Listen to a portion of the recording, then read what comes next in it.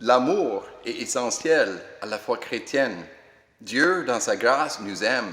Il nous aime dans sa grâce pour que nous puissions aimer les uns les autres, et ainsi nous recevons davantage la grâce de Dieu dans notre vie. C'est ce que nous apprenons dans les paroles de Jésus, cette fois-ci dans l'Évangile de Jean, chapitre 13, le verset 34 et 35. Écoutez bien cette parole importante de Jésus. Jésus nous dit, « Aimez-vous les uns les autres, comme je vous ai aimé. Vous aussi, aimez-vous les uns les autres. C'est à cela que tous reconnaîtront que vous êtes mes disciples, si vous avez de l'amour les uns pour les autres. » Le Christ nous aime. Alors nous aimons les uns les autres. Et les autres, non pas encore dans la famille de Dieu, les autres, ils vont reconnaître cet amour de Dieu. Et on prie qu'ils se joignent à la famille de Dieu. C'est ainsi que nous recevons la grâce de Dieu, par cette communion fraternelle, par cet amour fraternel les uns pour les autres. Il y a un très beau cantique qui parle de ça, n'est-ce pas? Cantique que nous chantons à l'Église, tous unis dans l'esprit, puis le refrain. Et le monde saura que nous sommes chrétiens par l'amour dont nos actes sont empreints. Justement, un texte, un refrain, un cantique qui vient de ces paroles de Jésus en Jean chapitre 13. Ces cantiques, en fait, que nous chantons en français, est en fait une traduction d'un cantique qui était écrit d'abord en anglais. Dans les années 60, 1960, il y a Peter Schultz qui a écrit le cantique « They will know we are Christians ». On va savoir que nous sommes chrétiens. Peter Schultz, qui était lui-même catholique, prêtre, qui a écrit cette cantique aux États-Unis, à Chicago, dans les années 60. Les années 60, il y avait beaucoup de conflits aux États-Unis, des conflits entre les Afro-Américains et les Blancs américains. Il n'y a rien qui a changé depuis 50 ans, encore des conflits dans les grandes villes aux États-Unis.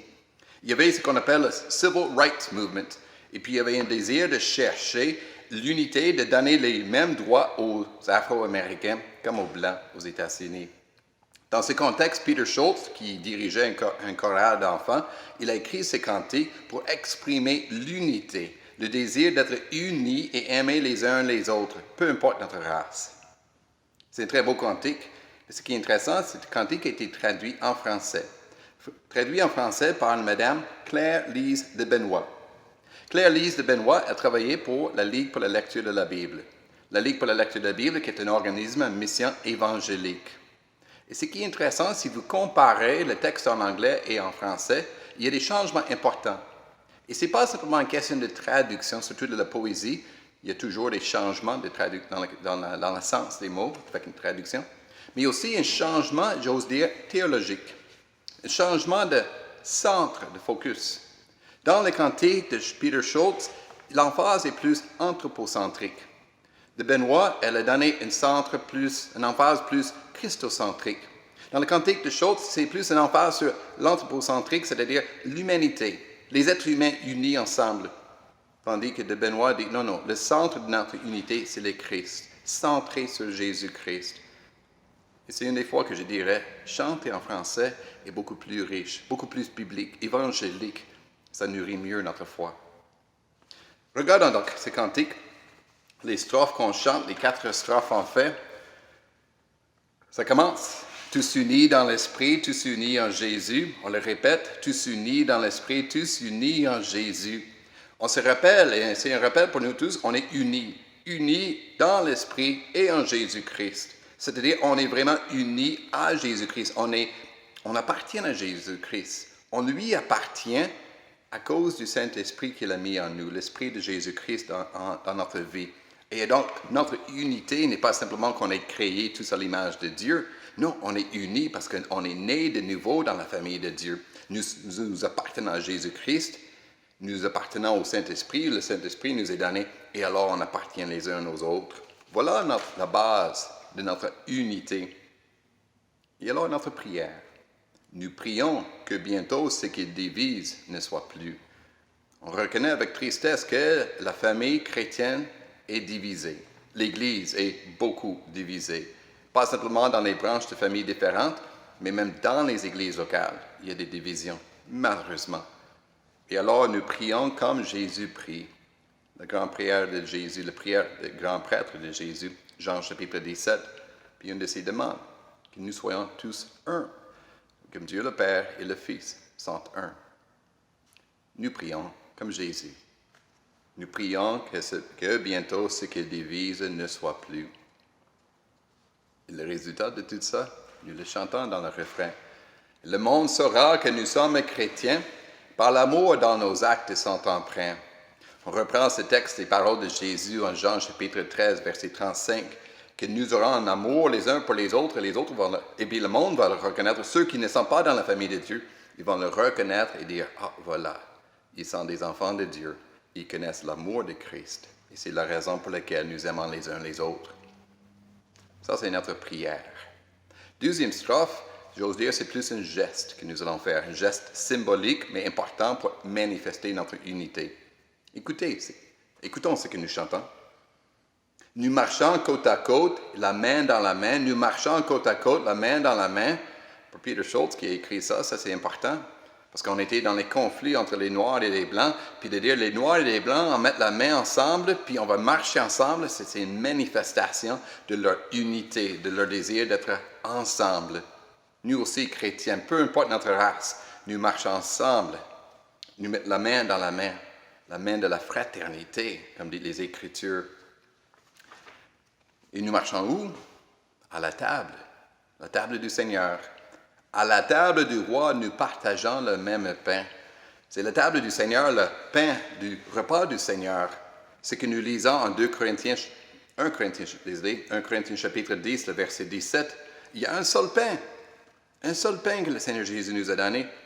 Et nous qui sommes nombreux croyants, nous formons un seul corps, car nous partageons tous un même pain, qui est le corps de Jésus-Christ. Le repas du Seigneur, quel geste, quel moyen de grâce essentiel pour nourrir notre unité en Jésus-Christ, notre unité les uns avec les autres, nous rappeler que nous sommes frères et sœurs, nous sommes appelés à aimer les uns les autres. Et alors nous prions, nous chantons, et le monde saura que nous sommes chrétiens par l'amour dont nos actes sont empreints.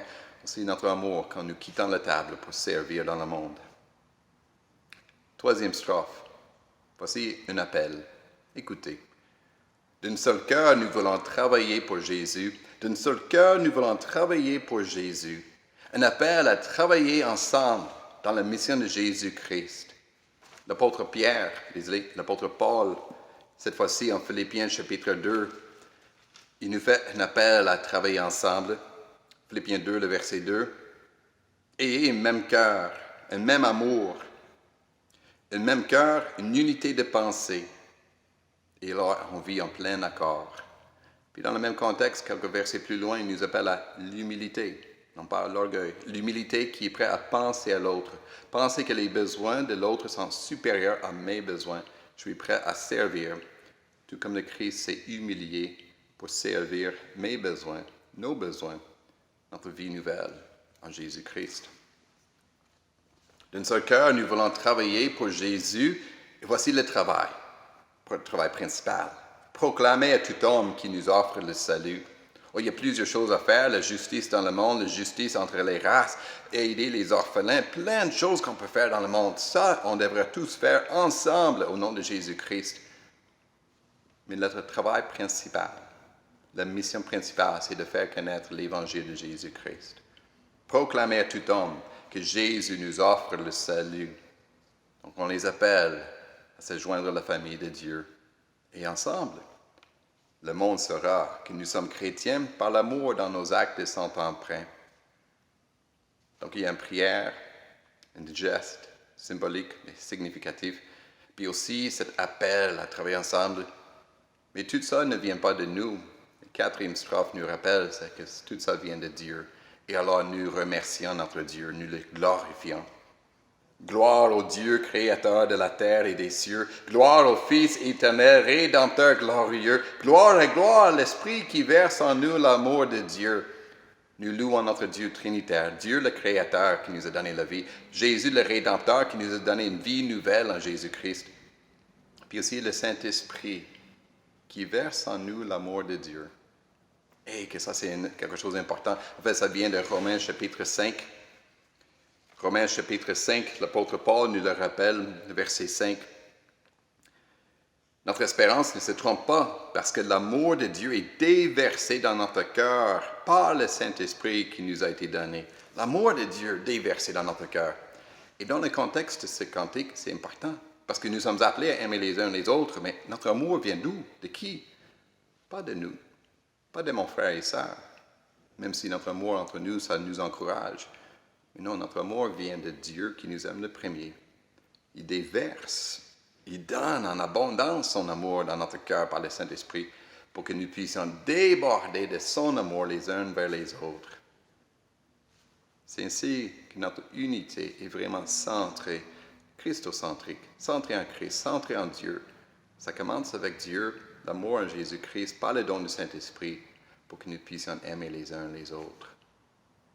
Alors, frères et sœurs, c'est ainsi que nous recevons la grâce de Dieu qui nous aime, d'aimer les uns les autres. Puis autres personnes peuvent aussi recevoir cette grâce. Quand eux, ils remarquent la manière que nous aimons les uns les autres dans l'Église, ils vont dire, écoute, je veux me joindre à cette famille.